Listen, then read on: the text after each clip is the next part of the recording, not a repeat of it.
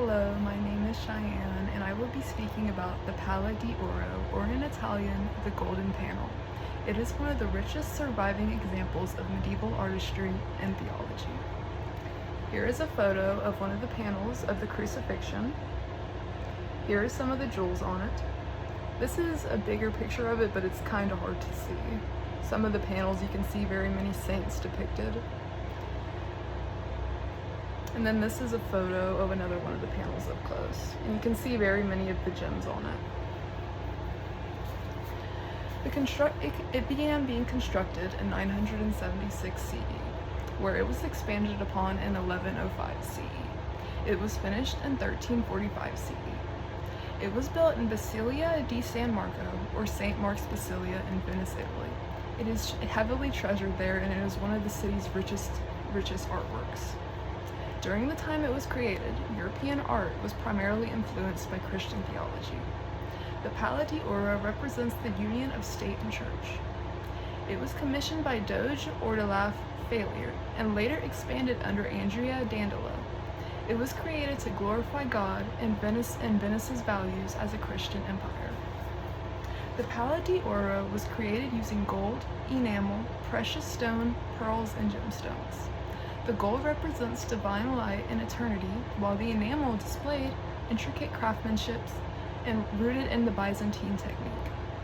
Generally, the added gemstones and gold symbolized heaven's radiance and the perfection of divine creation.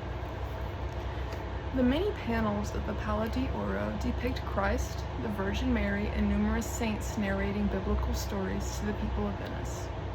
Likewise, the arts served to express the divine right of the rulers and their symbolized devotion and legitimacy under God.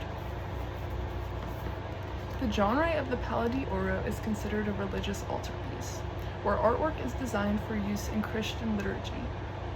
It functioned as a liturgical and devotional piece. Its purpose was to honor Christ and the saints. It served as visual theology for worshippers. Moreover, it also functioned politically, demonstrating Venice's value of wealth and piety. The Palla di Oro had a few key elements, including symmetry, light, color, and symbolism. The symmetrical arrangement of saints and biblical scenes represents the divine order. The piece is like a visual compendium of Christian theology. The central panels depict Christ and the Virgin Mary enthroned, emphasizing divine authority and the intercessory power of Mary.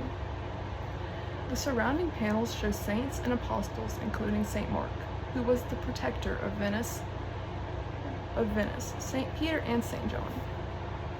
Each saint is identifiable by traditional attributes. For instance, St. Peter with keys and St. John with a book and eagle. Their inclusion reflects personal devotion and cultural identity.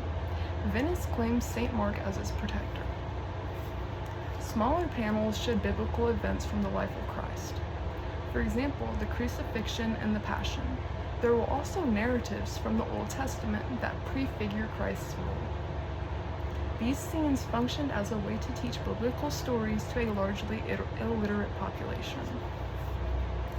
The Palla di Oro style was consistent of Byzantine and Gothic influence. The Byzantine features include rigid front-facing figures, gold backgrounds, and spiritual symbolism.